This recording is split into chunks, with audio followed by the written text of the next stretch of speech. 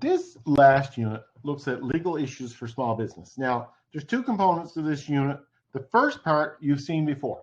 Whenever we think of a small business, we're thinking about it from a legal perspective in this unit. So from a legal perspective means, what do the law say? What are legal implications? What potential court actions could occur? These sorts of things. The law of contract that we looked at in our law course, and the fundamental setup of business that we looked at in our law course. As I say, that stuff we've covered before. The bidding and tendering is relatively new. And this really is not covered specifically in a chapter of the textbook. It's various chapters. So let's look at the different forms of business that can exist. Okay, so we've looked at it in this course before. We've looked at it in our law course. So here we go now with a quick review. When a new business is launched, a form of legal entity must be chosen. So that's something you have to consider, is how will your business be set up from a legal perspective. This decision is somewhat difficult because there's no one right answer. And depending on what your business is doing, how big your business is, where you are in the life cycle of the business, will affect what type of decision you make with regards to the type of business you set up. And how you're financing it probably is going to influence it too. So the most common legal entities are really the sole proprietorship, which is the one of you are it. It's just an extension. The business is just an extension of you. And the second most common one is something called the partnership. And the partnership is an extension of you plus other people. So it's no real difference. The partnership is no real different than a sole proprietorship, other than the fact that you have two or more people involved in it. And those two or more parties to the ownership of the business have to come up with an arrangement for sharing the benefits of the business and sharing the costs of the business. So the partnership requires a partnership agreement. Particularly in the event that the business fails or dissolves, you'd want to have a partnership agreement in place. The final type of, or a part two, I'll call it, a part two of a partnership is something called a limited liability company. A limited liability company is sort of like a partnership and a corporation rolled into one, okay? The other one that we're looking at, the other form of business that we set up, is something called a corporation. And a corporation is a separate legal entity. And the separate legal entity provides some shelter for a business person in the event that they were sued. That's basically what the corporation does. It also changes the tax structure of the business. As I say, there's no single form of business ownership that works best for everyone. It depends on the situation type of thing. Okay? It's up to the owners really to determine that with legal advice. So it's really good to get some legal advice to say, this is the type of business you should set up. This is the format that will work best for you. So it needs to be given careful consideration, because the switch from one ownership to a structure to another can be potentially expensive, because it would involve changing your business setup. So it's something you want to enter into with some thought. The choice of business structure typically hinges on several factors, including startup and future capital requirements, managerial ability, tax considerations, cost of formation, liability exposure, management control, the goals of the business, and potential succession plans. So we're going to take a look at these type of businesses now in a little bit more detail. First, sole proprietorship. The sole proprietorship is probably the most common type of business setup. And really, in order to set up a sole proprietorship, you and I can do it in 5 minutes. We could put up a sign that says, "This is my business, come buy from me." There we go. Simple as that. That's a sole proprietorship. You got one person, and that one person is responsible for everything. And that one person and the business are the same. From a legal point of view, they're exactly the same. So it's not a separate legal entity. The owner is responsible for all the liabilities of the business and all the benefits that come with it. And that's an important consideration for legal perspectives and taxation perspectives. The proprietorship has implications regarding the claims of the business creditors and how it could impact the owner's personal assets. If, for example, the business owed a lot of money, the creditors could come in, they could take the assets of the business, and the business went belly up. Not only would they be finished at the assets of the business, they would go after your personal assets as well. And you could theoretically lose everything. From a taxation point of view, personal tax rates are higher than corporate tax rates. So you would pay effectively more tax on less dollars if you're a sole proprietorship. But the biggest advantage is, look, it's so easy, simple, you know? So it's easy peasy to set up an old sole proprietorship. There's no special legal consideration. One owner maintains complete control of the business, retains all the profits. The business losses can be deducted against the sole proprietor's other sources of income. What that means is, if you've ever done your income tax for yourself, the first thing that get you to do on your income tax is to add up all the money you made during the year through employment. So let's assume it comes to $100,000 for lack of a better term. Your taxes then are based on that $100,000. It becomes your taxable income, we'll call it, and your taxes are based on that. If you had a business that is a sole proprietorship, you could look at the business and say, okay, how much revenue did I make? How much expense did I incur? You subtract one from the other, and that will tell you the profit the business made.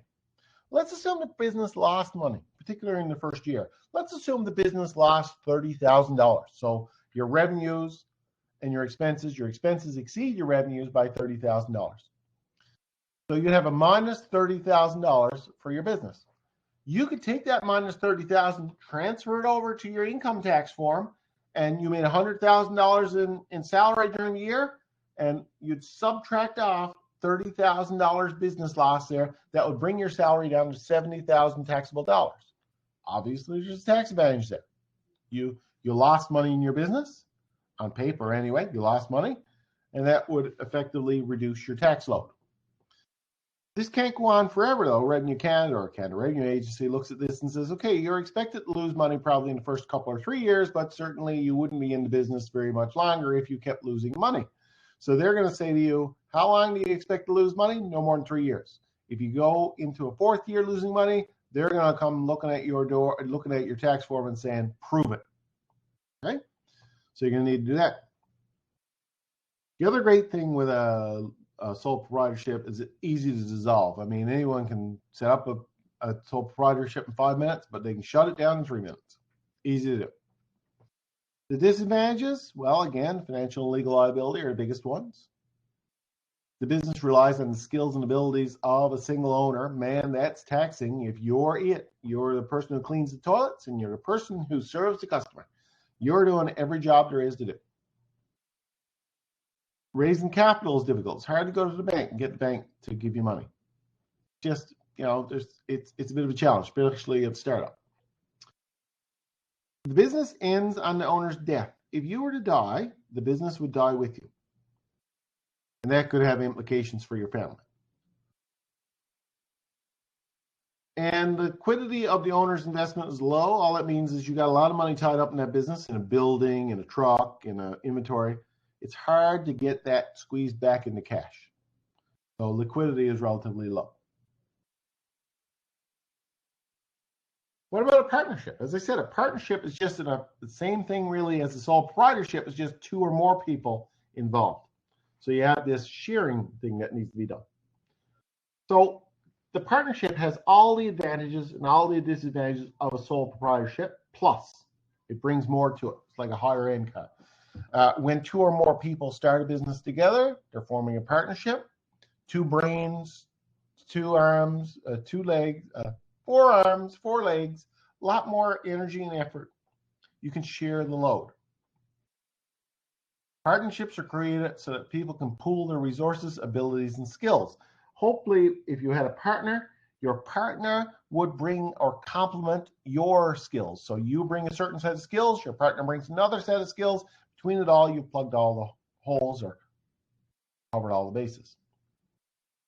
The major difference between the two is that a limited partnership includes two classes of owners, general partners and limited owners. This is where we get into a limited partnership. We talked about limited partnerships last year in law, and a limited partnership is really creating something called a limited liability company, which we'll look at in a few minutes. So the partnership, the problem or the challenge with the partnership is it gets complicated, it gets dicey. If one of the partners die, it could affect the life of the partnership. If one of the partners were to leave, it could affect the partnership. If one of the partners wants to sell, it could affect the partnership. There's a lot of things that you got to consider whenever you're designing a partnership contract. And a lawyer is important to create a good legal contract for all of the owners. This agreement is likely to deal with the running the business, the share of the distribution, the dividends payout, the closing of the business, the selling of the business, these sorts of things that should all be written down. The advantage of partnership requires a little more than just drawing up a partnership agreement. So really that's the hardest part about it. The benefits of pooling your resources.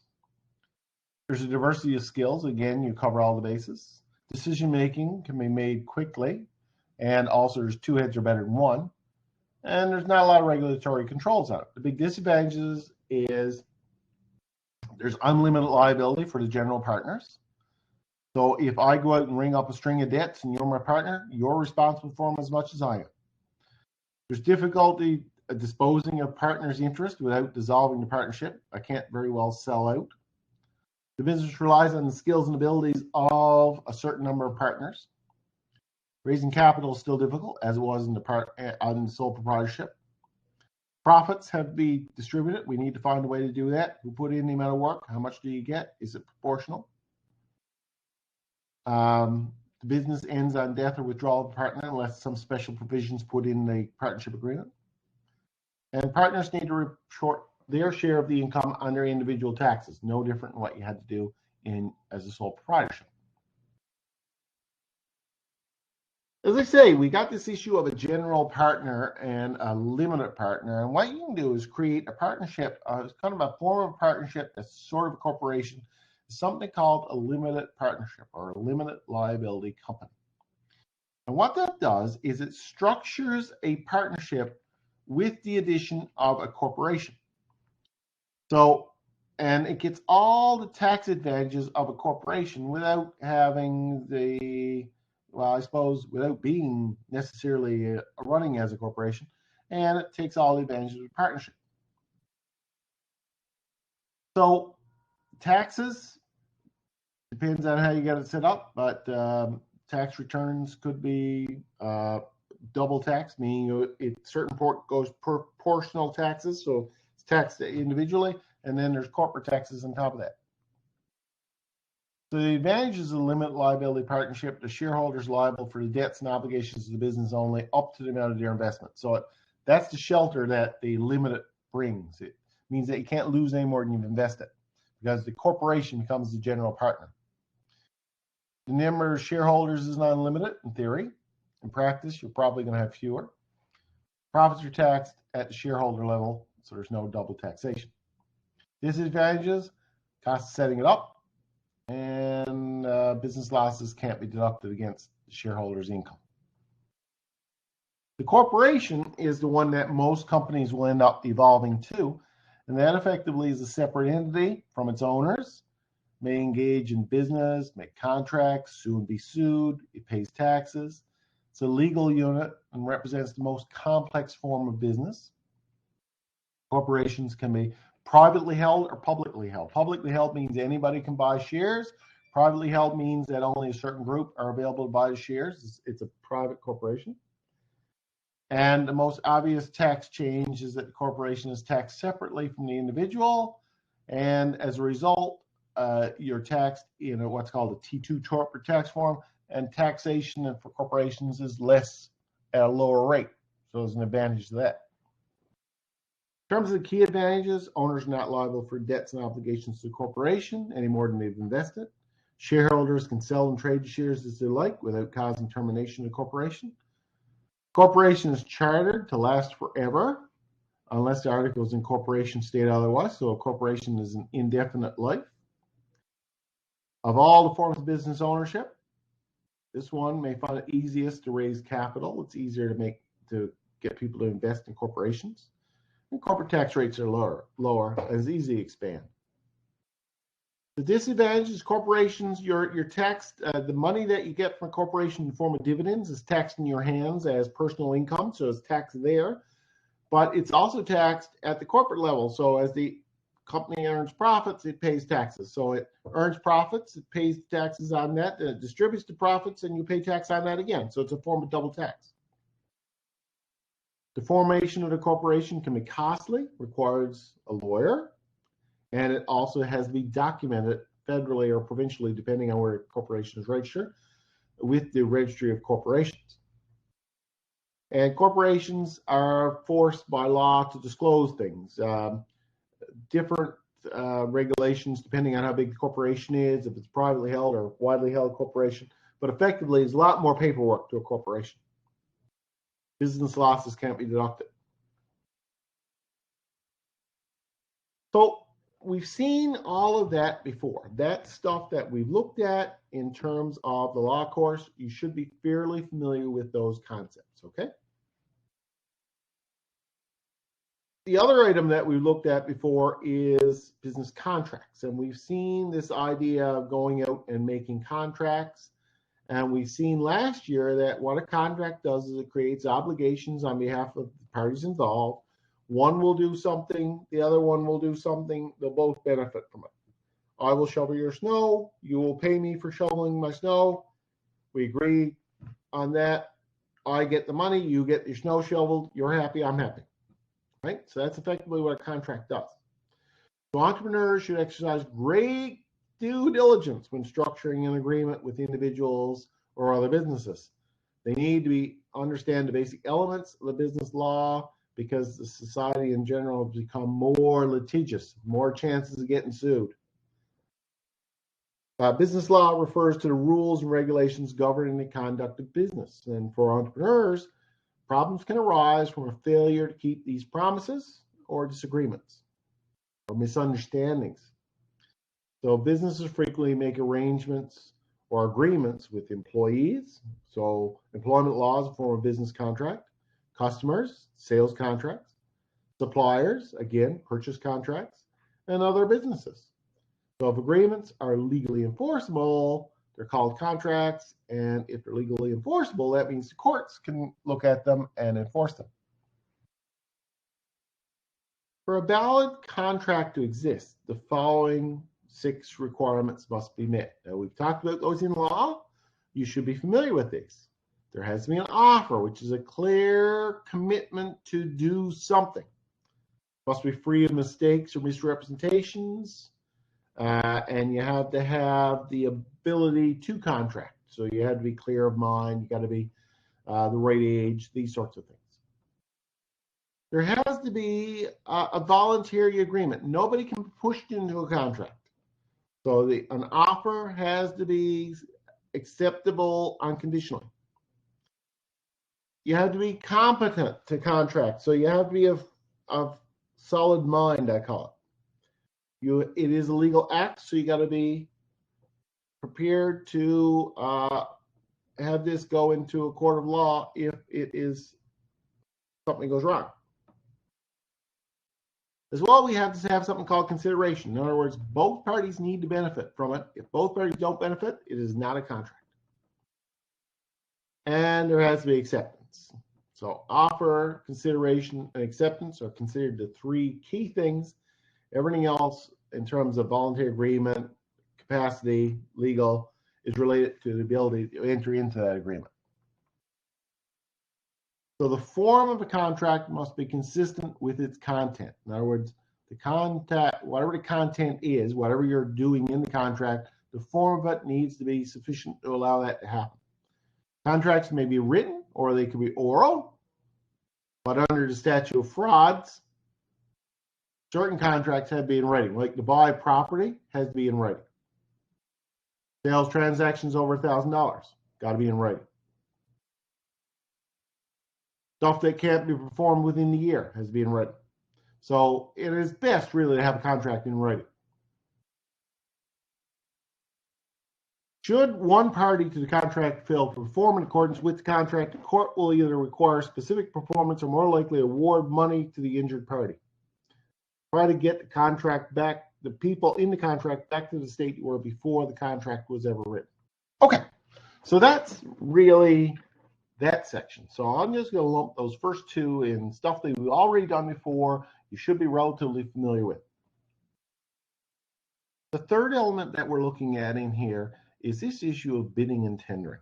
And any small business, in fact, every small business will end up being engaged in this process if they're selling to a corporation or government or some entity. And effectively, this is just a pricing strategy, okay? What bidding does or tendering does is it lets us establish the lowest possible price for a given amount of work. So the entrepreneur who runs a business need to be aware of bidding and tendering on both sides. First of all, if they're buying something, and second of all, if they're selling something. So in Canada, most businesses and all levels of government provide transparency governing the terms and conditions to provision of buying goods and services. Bidding refers to a written offer to provide required goods and services at a given price or rate, or a similar document issued in response to an invitation. It may also be referred to as a proposal, a tender, a quotation, a submission, a response, or similar name. So all government entities have to buy this way. So effectively, there's some exceptions. In everything, there's exceptions, but generally, if we're going to go buy something. So here, for example, I'll just give you a very recent example with the town of Clarendon, okay? We're in the process of trying to get that Shoal Harbor Causeway fixed. And in January, we put out an invitation to, basically it's a tender, an invitation to engineering firms to bid on the design and the planning of a new bridge. So this was a very detailed document that laid out exactly what needed to be done. And 2 weeks ago, the bids, the date for the bids closed. In other words, people who are going to bid on it had to bid by that certain date. So they bid on it, and once the date of the bidding had closed, the bids were opened. The bids were opened, and so we got 5 companies bid on it. So there was 5 bids that came in. And what we did is we had a criteria for saying, okay, it has to be to meet this, and this criteria. In other words, they had to build the bridge, they had to design the bridge, they had to do it in a certain length of time, they had to supply a supervisor, they had, there was a standard bunch of things that all of the bids had to provide. This allows us to compare apples with apples. If one bid comes in, it has to have the same set of deliverables as the next bid, and so on. So the bids come in, and what we do is we score it based on this assessment that we have. And let's assume that the major scoring issue dealt with cost, which it was in this particular case. So the lowest bidder of those 5 bids bid $128,000, I believe it was. So what we did from your point of view as a taxpayer is when we agreed on that provider, we got that contract to do those services for $128,000. And that was, in theory, the lowest price of the 5 that bid it. So we can tell you, the taxpayer, that, we got the best possible price to get this service done. And that's kind of idea of it from a taxpayer's point of view, in order to ensure that we can get the most value out of your tax dollar. Now, normally large companies do this sort of thing too. If you're bidding on a contract to build a bridge or stuff like that for a company, they will invite companies to come in and bid on it. The companies will put in their pricing, and at some point in time, the bids will be open, they'll be assessed. If they meet the criteria, the lowest price one, normally it's the lowest price one, will be accepted. Not necessarily, but according to the criteria, it will depend on how it's accepted. So bidding is a common way that companies purchase things. And in order to tell people that they're interested in purchasing things, they put out what's called a tender, which is a document that basically says, here's exactly what we want. Now tell us how much you're going to charge us for it. So the invitation is a formal request for prices or responses, whether in printed or electronic form, with sealed bids, fax bids, electronically submitted bids, or similar responses open at a given time. So on a certain day, the bids will be open and assessed. These may be referred to as a tender, request for bids, request for quotations, request for proposals, request for information, request for pre-qualification, a request for expression of interest. There's a lot of these names, but effectively the concept is exactly the same. We go out and we ask someone to give us a price on it, and we check at a certain point. They're sealed, so nobody, I can't tell you that, well, Joe bid 20, in order to keep it fair. It only opens up on a certain day. And once the day is there, we assess it, and there we normally put it to the lowest bid. So bidding is really a response to an invitation, and tendering is the invitation itself.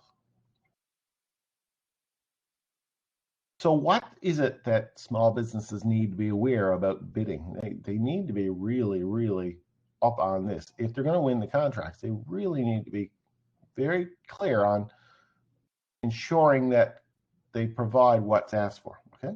So when bidding and tendering, you must read all the terms and conditions thoroughly, meet all the mandatory criteria or you'll be disqualified, respond to all selections regardless of point value. So there are a number of items. I'll show you a selection now in a minute. Provide a number of copies of your bid as requested in the document. Make sure that all certifications are included with the bid.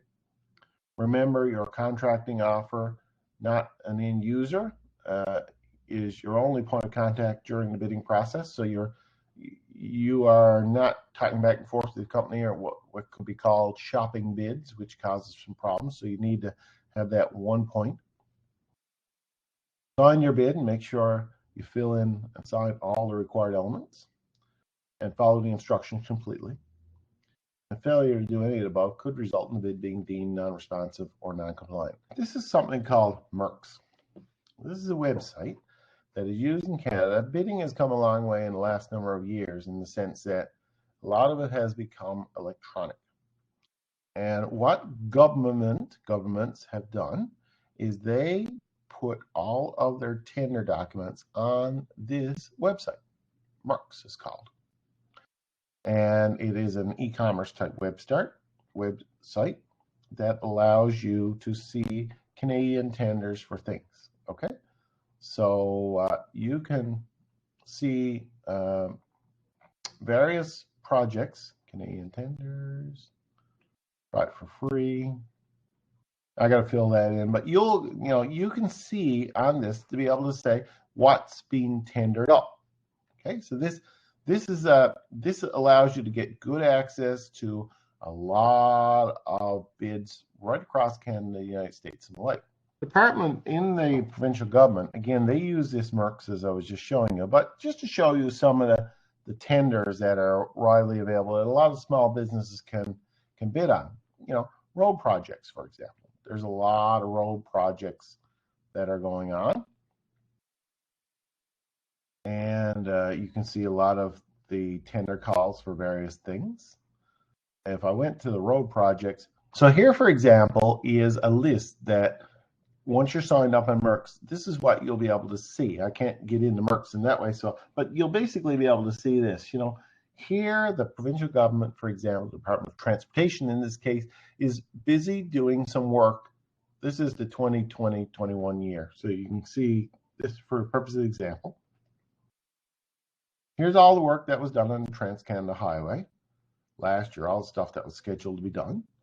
And government would budget for these things. They generally know how much it's going to cost, but so Union Street in Grand Falls, Shoal Harbor CNR overpass, the Shoal Harbor River Bridge, sections of the Trans-Canada Highway along here. So these things, and this work was done. I know that was paved last year. And if you go out on the Shoal Harbor River now, you'll see this project is underway. So they put out those, and when the company bids on them, they get quite a detail. And unfortunately, I can't show you that because you don't have that widely available. But it will show you exactly what they want done. You know, we want this much. The bridge will consist of this, this, and this. It will have this type of girder. It will do this, this, and this. Here's what the design calls for. So it will clearly lay out what needs to be done. And it's the job of the business, then the contractor, to price that up and come up with a price on the total project. And when the government reviews or the buyer reviews the bids, they would make a decision on which one to buy it from. So some companies win, some companies lose. When bidding on tenders, you should organize your bid so that it's complete, concise, and precise. Include the following on the front page of your bid: the reference number. You know, all bids have a reference number. The name, address, and phone number of your contact person, an executive summary, put page numbers on it, table of contents. Sure sounds a lot like, you know, the business plan that we're talking about here.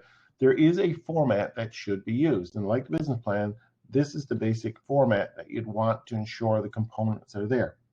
Put your logo on it, have fresh eyes, do a quality review, and after contracts are awarded, ask for a debriefing. This is something I was talking to a guy last week on this. You know, the idea of, let's say you won the tender, or you didn't win the tender, you're allowed to go back to the company, and in terms of government, you're allowed to go ask, what happened? How come I didn't win? What were some of the things that I didn't score so well on? What was my overall scoring, and these sorts of things. So bidding and tendering is something that all small businesses who are selling to large firms or corporations really, really need to be very, very focused on.